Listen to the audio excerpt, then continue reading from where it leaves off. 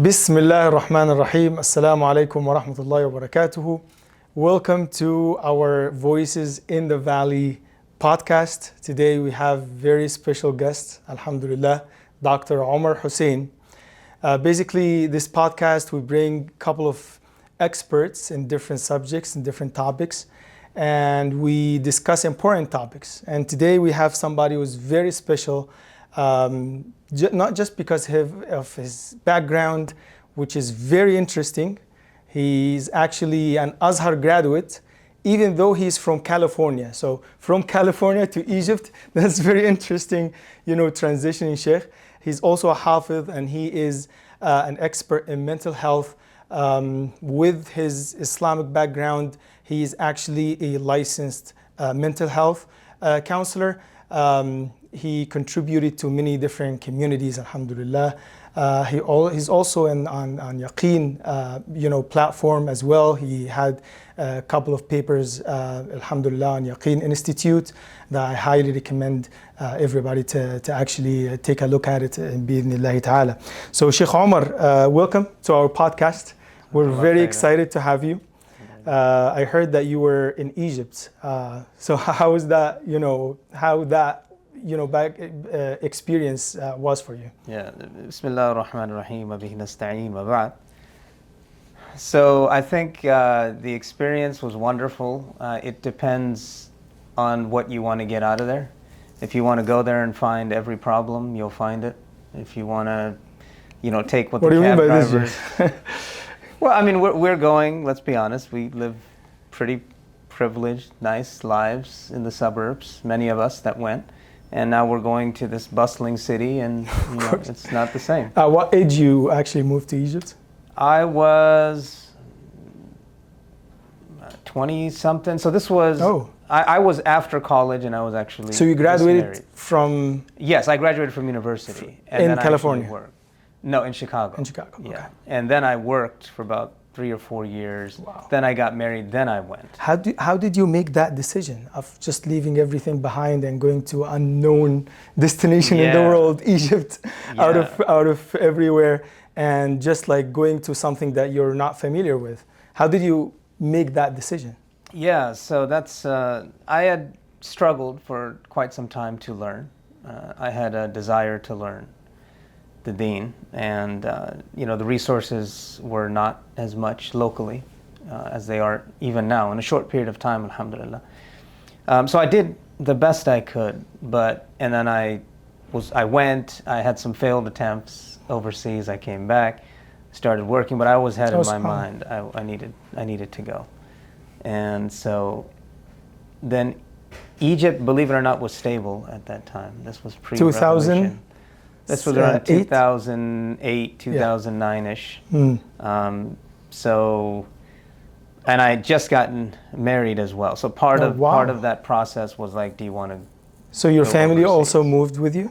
Yes. So my wife and I, we both started. So I went a little bit before her, 6-7 months, and then she joined.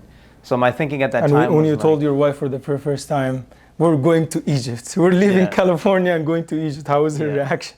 So this was part of the process before we got married, actually. Okay. Yeah. Okay. So I wanted MashaAllah. someone who had desire to learn and study, and so that was past the checklist.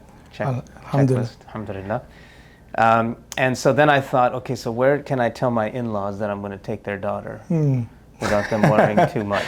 I'm going to Africa, guys. So I went all over the world. I was, Syria. I was thinking Yemen, Malaysia, Pakistan. I don't know how many. This was the joke at that time. And if you had asked me at that time, there's probably 3 or 4 places I would have said, no, I'm going here. I'm just waiting for the visa. So then Egypt just sort of, I was like, okay, we're going to learn Arabic. That wasn't the plan. There was more, but that was the initial. So we went, and I had a lot of stereotypes in my mind. What stereotype? Yeah, I'm very interested in this conversation because quite a bit. I'm Egyptian, so I would love to know what was the stereotype that you had at that time. And I can speak openly because I think Please, I'm not going to judge you. I'm honorary Egyptian now, after living there so long. You hear a lot of things about Al-Azhar, how they're all crazy liberals and this, and these are some of the stereotypes. Crazy liberals and Liberals. But the problem is you'll get one sort of strange fatwa. And Azhar is a massive, like we're talking thousands and thousands. Who knows who said it, but they just attach Azhar to their name. You don't hear about all the thousands of scholars that refute that opinion. You don't hear about that, right? So we heard all these crazy things. But then I went there, and then I started meeting all these students from the U.S. And I was like, oh, this is, and they were from all over the place, and there were students from all over the world. And rather than being sort of restricted to just studying one particular thing, which it had been before, here I found there's like they openly discuss different opinions. And, you know, they respect differences. So that was that seems a little weird. And then I met all these wonderful Western students from the U.S. and from the U.K. And I said, this seems like a pretty good place to be. And it was stable. Relatively speaking, the people who were welcoming Sheikhna were, you know, kind of accepting different backgrounds and different nationalities. Yes, totally. Totally, yeah. It was a melting pot of any. I always joke. I say like any stan you can think of. You know, there was like Kazakhstan, Uzbekistan, Pakistan. You know, everything. Yeah. I've met students of knowledge like from Japan. I mean, where are you going to find that? Subhanallah. You know? So then we passed this. So we kind of went to that year, and then we said, okay, let's take the Azhar test. Yeah. So a lot of my family was concerned when I went, understandably so. You know, it's like, what are you going to do when you get back? You had a nice job, so on and so forth. But for some reason. And again, this is not a bias, because I'm not Egyptian, so it's not a bias. But Azhar has a place in the hearts of Muslims, no matter what their background is.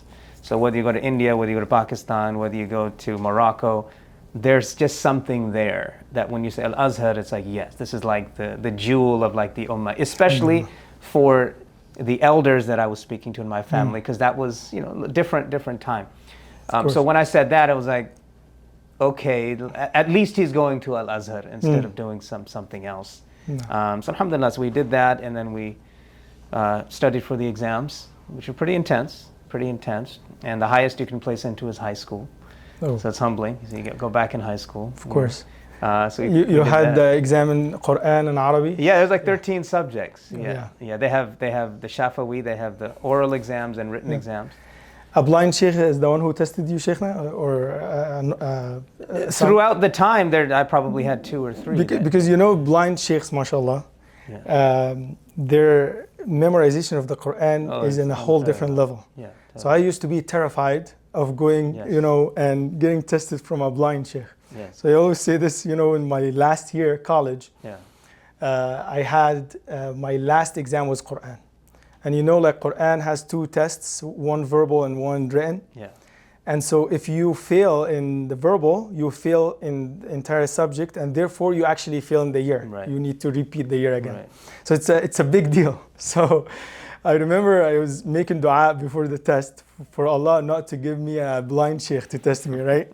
I opened the door, sheikh, entered the room, and then I found 2 blind sheikhs waiting for me. So I mean, Allah still, you know, accepted my dua because He gave me 2. But mashallah, their capability, subhanAllah, of them, you know, memorizing the Quran is really fascinating. So you entered what college, Sheikh? What was your specialty? So most of the Western students did Sharia. Okay. I thought about that, but then there was this other newer college called Ad-Darasat al-Islamiyya wal-Arabiyya, where they basically combined certain subjects from different colleges.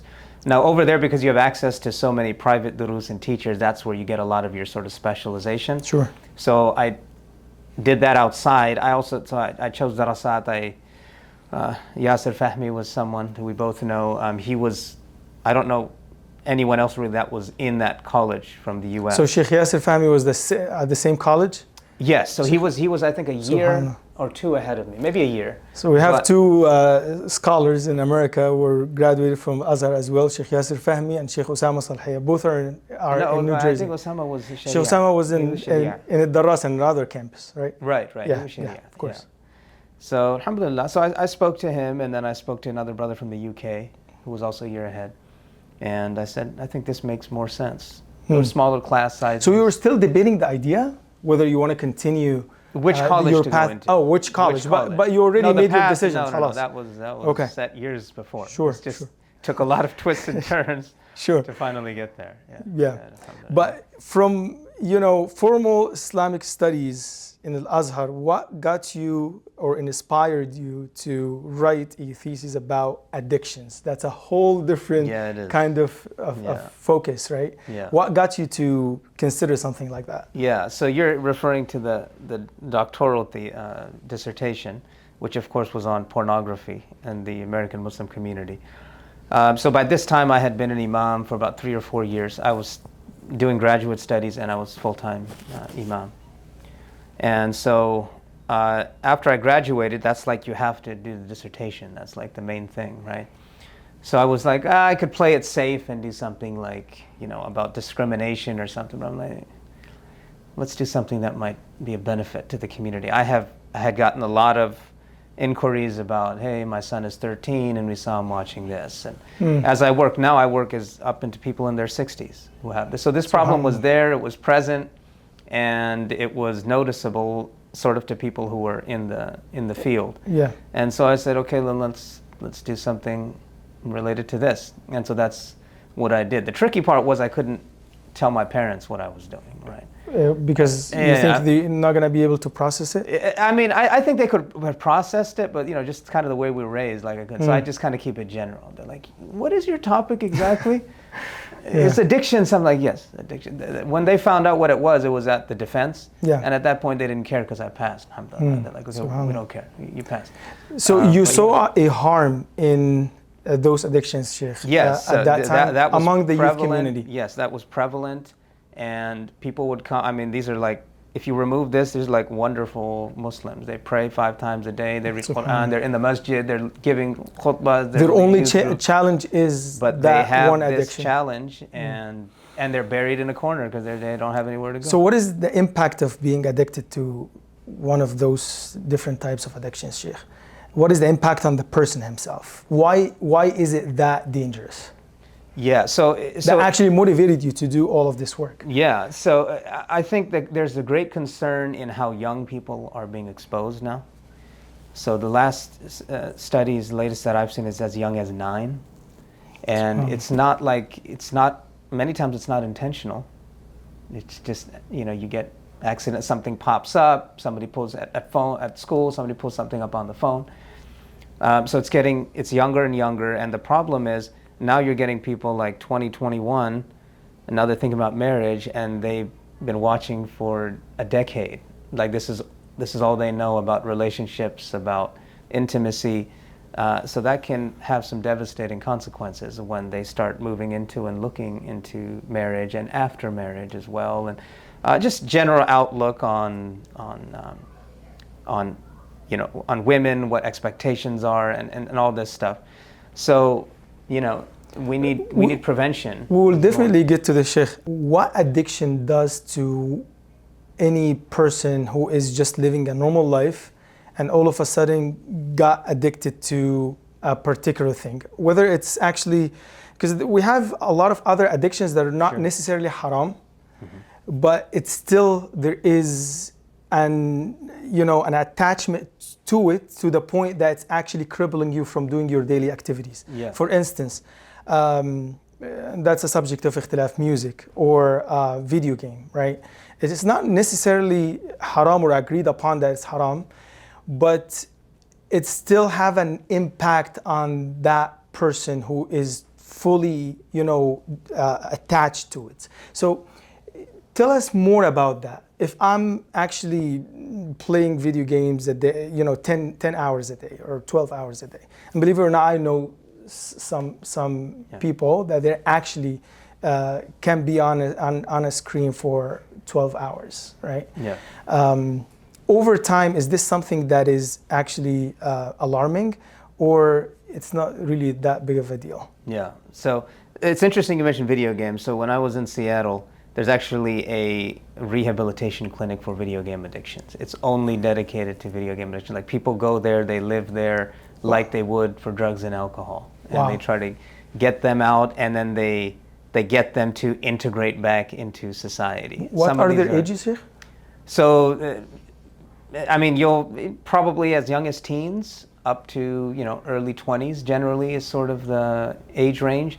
Some of them, like, they don't know how to function as adults because they've just been involved in gaming, and so their family's like, okay, this is... So scientifically, what is Yeah. this addiction does to the brain, Sheikh? Yeah, so there's different addictions, as you mentioned. Yeah. Um, I'm getting to masturbation and pornography later on. Yeah, so Just the wanna thing start is, so when it comes to technology, they manufacture them because they want you to be on the screen, because that's how they make money. So the games are made to be attractive. They want you to spend time on the screen. So part of it is an ethical issue of like what they're doing. Now, I think it's important to distinguish between addiction and bad habits, because sometimes we can psych ourselves out if we say we have an addiction, right? Because of everything that comes with that. How do I know if I have only a bad habit, Yeah. or actually I'm now dealing with an addiction? Yeah. So how do I know that? I think there's one very simple thing we can remember. Of course, depends a case by case basis. If there is a major impairment of functioning in life, then you may be very well be immersed in addiction. For example, Give me an example. Yeah. For example, someone is a great student, grades drop drastically. Okay? You wouldn't call this a bad habit? A bad habit wouldn't do that. Wouldn't do this to No, you? a bad habit certainly could, Yeah. but potentially, if the reason for this is gaming or alcohol or marijuana or right, so major. If we see a drop. You said in- marijuana. So marijuana is I an did. addiction? It can be, yes. It can be an There's marijuana use disorder. Because there is always this debate, Sheikh, that marijuana is not considered. Yeah, I think that's another podcast. Yeah, of course. Yeah.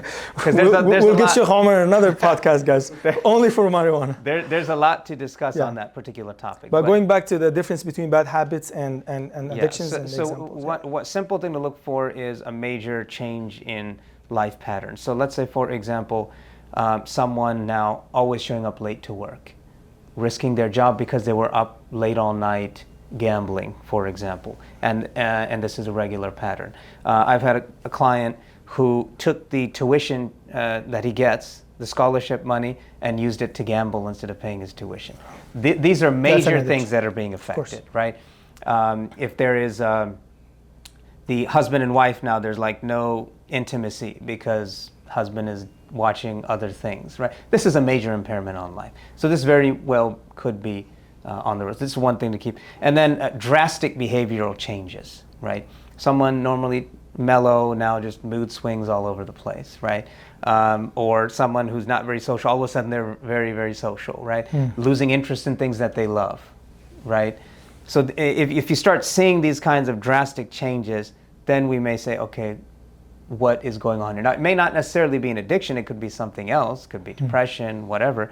But if there's some hint of this, then it's possible that could be. So it's very concerning, and then you need to actually seek help. Yes. I think at some point. Now, some people can actually just stop, but many cannot. So tell us, Sheikhna, what addiction does to the brain?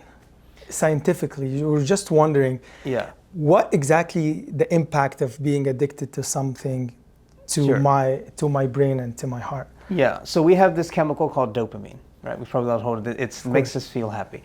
So when you see like a piece of chocolate or something, it raises our dopamine, right? Of course. What an addiction. So let's say we have this level of In my dopamine. case, biryani, Sheikh. I see biryani that's gives it. me a lot of And dopamine. that's it. Yeah. So you might be addicted to biryani. I need to check, Sheikh. So we have sort of a baseline. What an addiction does, whether it's a substance or it's a behavior, is it pushes it past a point which is not natural for the human to process. So what happens now is what's supposed to be normal no longer is exciting or gives pleasure. It's gone to this abnormal level, which we weren't created to handle. So now You need that dose to make you happy, or otherwise... You need that dose, yes. So now I need to scroll on my phone and see whatever. Because otherwise I will not be satisfied. Yes, and this is a concept also known as building tolerance. So you start, this is why like on the playground, the drug dealer gives the first hit for free because they want to reel you in. Of course. So now, now a little bit isn't enough. You start over time needing more and more to get the same high, as they call the high, because you're at this abnormal level. So when we're trying to get off an addiction, we're trying to get the dopamine back to something more reasonable and normal. We don't want no dopamine, otherwise we'd have no pleasure. But we don't want it all spiked all the way up here where it's not possible to maintain. So the addictions take it to a point where it is beyond what's normal and sort of makes us reach that every time. When I'm not able to maintain that level of dopamine, eventually people experience depression, correct? Like if I'm not able to achieve that level of dopamine that I tasted before, I have two options. Either I want the dose that makes me happy, which is the level of the high level that I'm looking for, and if that doesn't happen, people get eventually sad and their mood changes and whatnot. Is that factual? So I think we can say they will experience different behavioral changes. One, it could be depression. Another could just be risky behavior. So, I had a client who was stealing credit cards for video game purchases, right? So they're not depressed, but look at the risky sort of actions they're partaking in now, right? Because they need that dopamine hit. So they'll take really, going to meeting people in places you shouldn't be meeting people and having people come to your house. Like you would never, ever do this under normal circumstances. But these risky behaviors and behavioral changes because they're constantly seeking that dopamine. So depression could be one of them, but many won't. But they'll partake in these really risky behaviors. Sheikh, I still want to spend a little bit of time about the danger of addiction and the causes before speaking about solutions. And if I'm going through an addiction, what should I do, right? But I wanna focus more on masturbation and pornography, which were your main focus in your thesis, right? In your papers that you have written. Now, what is the effect on somebody who is addicted to masturbation from very young age?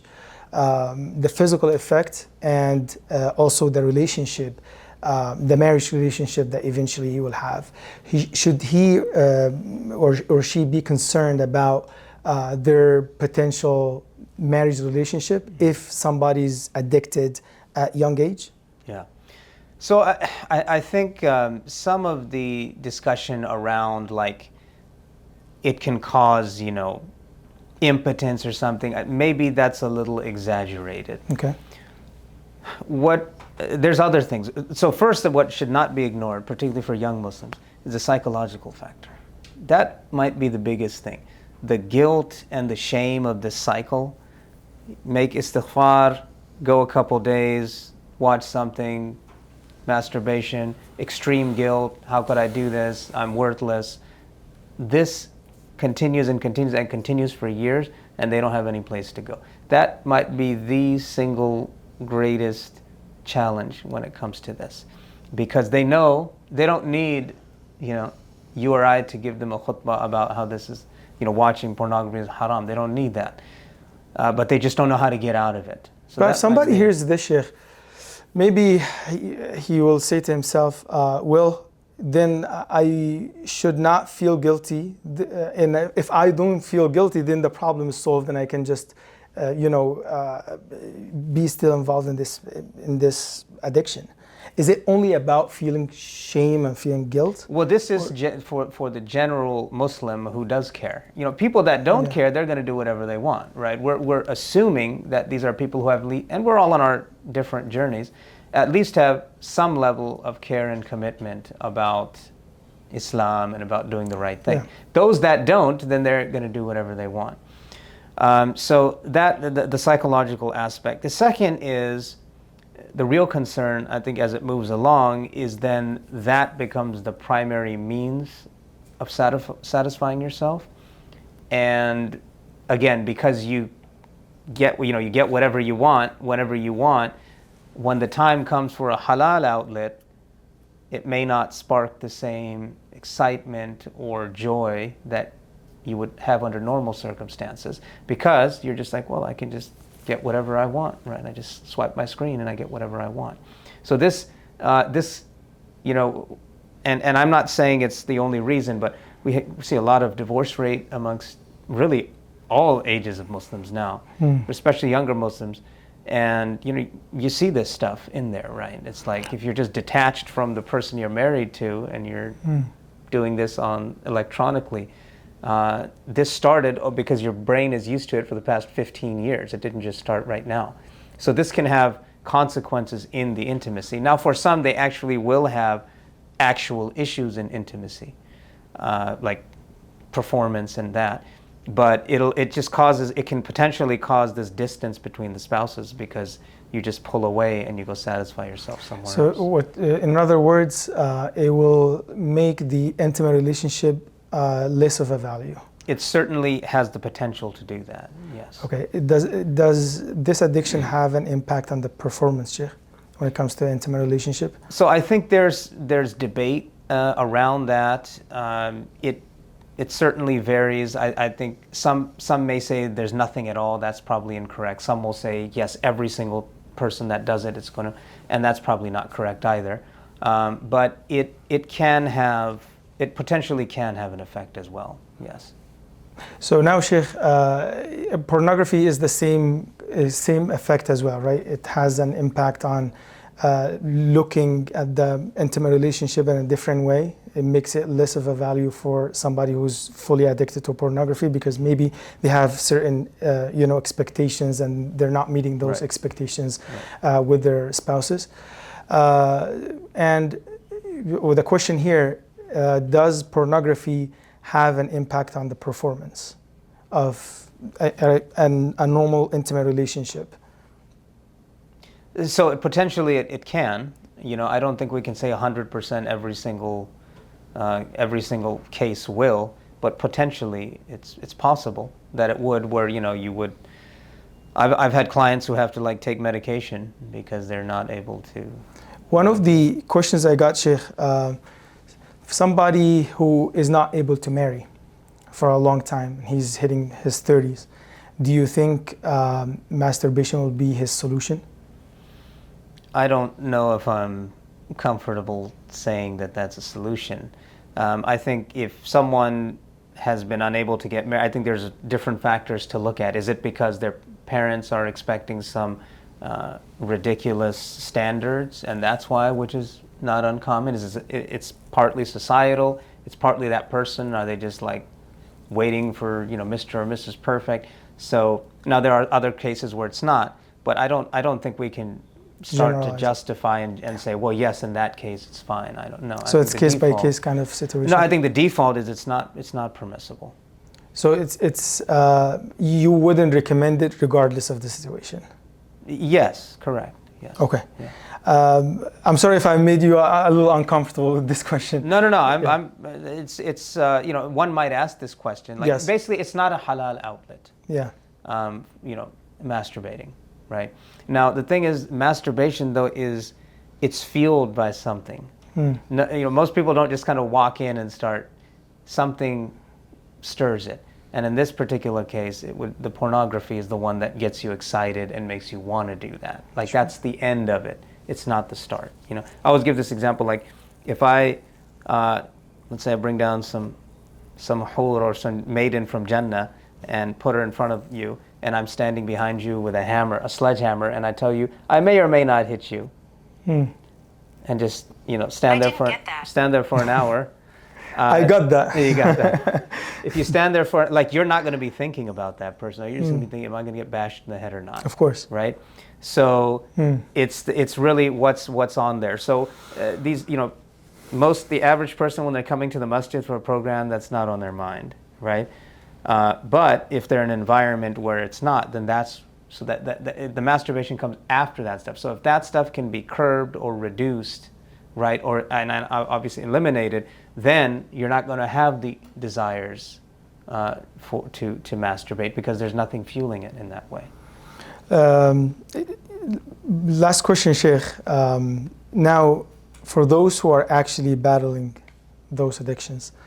And like you said, there are two types of people. A first type of people that they really care and they want to change and they're seeking change.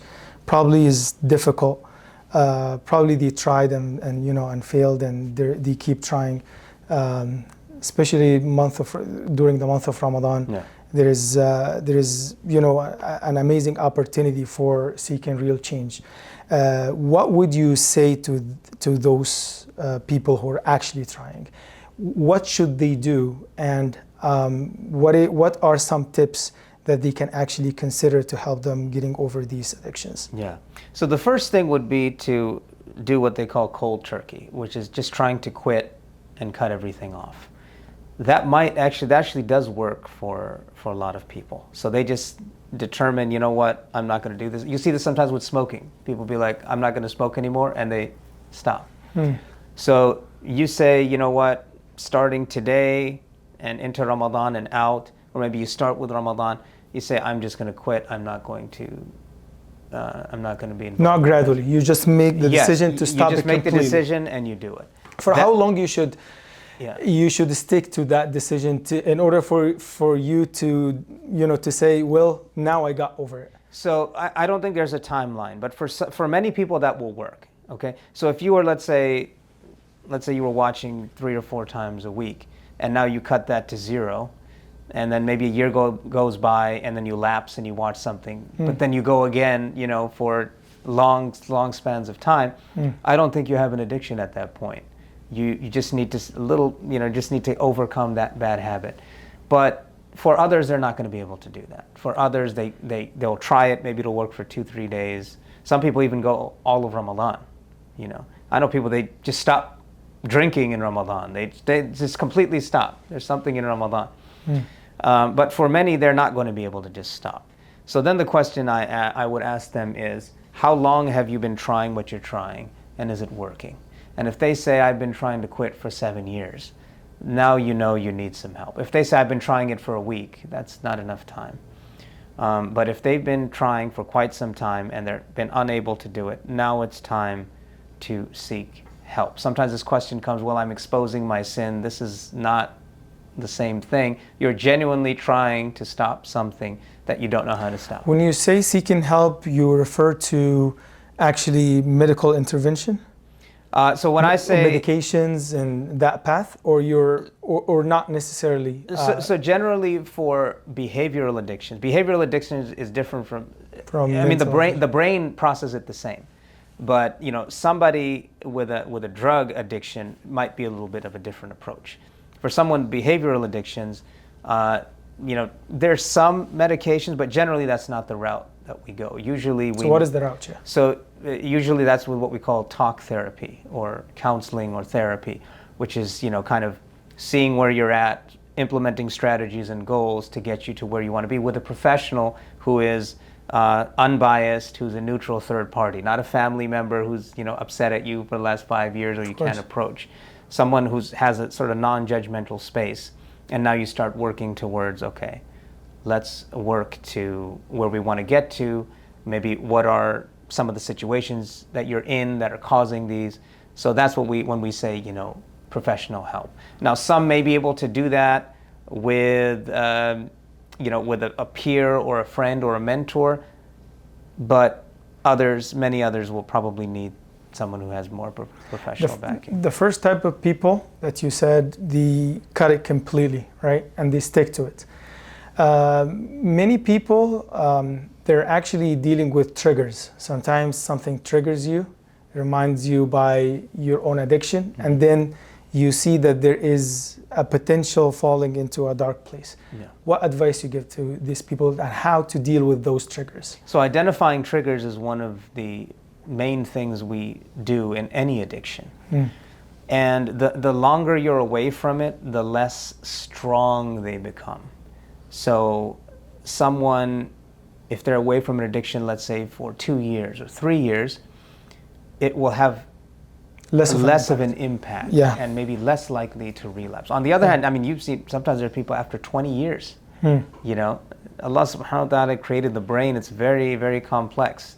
And they might lapse after 20 years, and then they'll get back on it, and then the rest of their life they won't lapse again. SubhanAllah. But recognizing the triggers is very important, and the longer we can be away, the more it sort of the power weakens on those, and that's what we're trying to get to. And if I'm already exposed now, what should I do?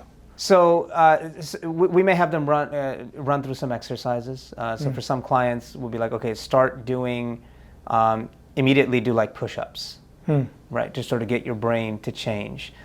Some people have people that they will call, like in a group or something, support group. This is not uncommon, to sort of break that. If we can write out those few seconds, then it'll get to a point where it'll get down. But the key is in that moment. So we'll work with some exercises to sort of try to get them out of that. Now, as long as we're improving, then alhamdulillah, eventually our goal obviously is to get away complete abstinence. But if somebody, like I'll have people, they go a very long time and then they lapse, and it's like that wasn't lost time. You were learning how to deal with it, and then you lapsed. Now we'll just start over and we'll do it again. MashaAllah. Dr. Omar, I really, really enjoyed today's conversation. It was definitely very unique. Last question, what was your favorite meal in Egypt? Because I'm going to invite you to a traditional Egyptian favorite meal. Okay, so I miss kushari. Yes, I both of those, but I miss kushari more. I don't find that anywhere. Here in the US, no. I don't find it. Only in my house, Sheikh. Okay. So you're invited for a kushari. I will save my cheap meal for your home. Inshallah. Jazakallah kull khair, Dr. Omar. Allah subhanahu wa ta'ala bless you and reward you, and make us among those who listen to the speech so they follow the best of it. Ameen ya Rabbil Alameen. Jazakumullah khairan. Assalamu alaikum wa rahmatullahi wa barakatuh.